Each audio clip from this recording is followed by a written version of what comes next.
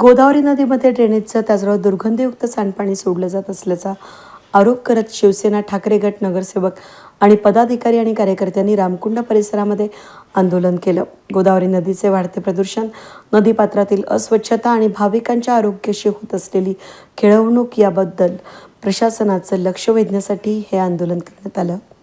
दक्षिण गंगा म्हणून ओळखल्या जाणाऱ्या गोदावरी नदीचं पावित्र्य धोक्यात आलं असून नदीपात्रात विविध ठिकाणाहून सांडपाणी मिसळत असल्यानं नदीचं पाणी प्रदूषित होत असून आरोप आंदोलकांनी केला आहे। दररोज हजारो भाविक रामकुंड आणि गोदावरी घाट परिसरात स्नान आणि धार्मिक विधींसाठी येत असतात। मात्र नदीमधून येणारी दुर्गंधी आणि वाढतं प्रदूषण यामुळे भाविकांच्या आरोग्याचा प्रश्न निर्माण झाल्याचं शिवसेनेच्या पदाधिकाऱ्यांनी यावेळी सांगितलं। महापालिका प्रशासनाविरोधात जोरदार घोषणाबाजी यावेळेस करण्यात आली।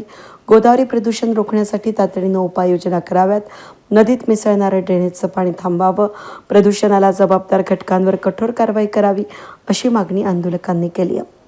शिवसेना ठाकरे गट शहरातील सर्व नगरसेवक, पदाधिकारी आणि कार्यकर्त्यांनी आंदोलनामध्ये सहभागी झाले होते। प्रशासनानं वेळेत ठोस पावलं उचलली नाहीत तर आगामी काळात आणखी तीव्र आंदोलन छेडण्यात येईल असा इशाराही गटनेते केशव पोरजे यांनी दिला आहे।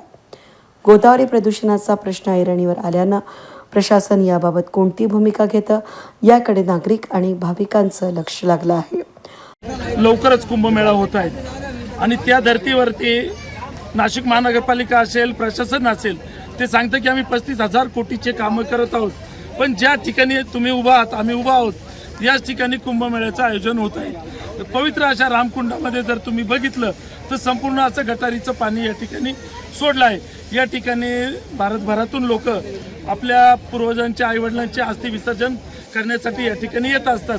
तुम्ही बघू शकता ते अस्थि विसर्जन आजही गटारीच्या पाण्यामध्ये करत आहोत।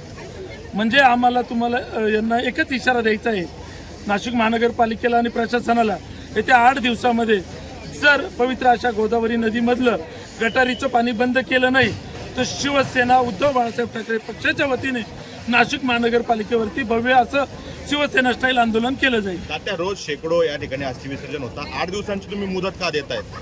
कारण की आताच आम्ही विभागीय म्हणजे बांधकाम विभागाच्या अधिकाऱ्यांशी बोललो तर त्यांचं म्हणणं आहे की आम्हाला 8 दिवसाचा अवधी द्या, आम्ही जिथं अस्थि विसर्जन करतो तो भाग तरी आम्ही तुम्हाला क्लिअर करून देऊ।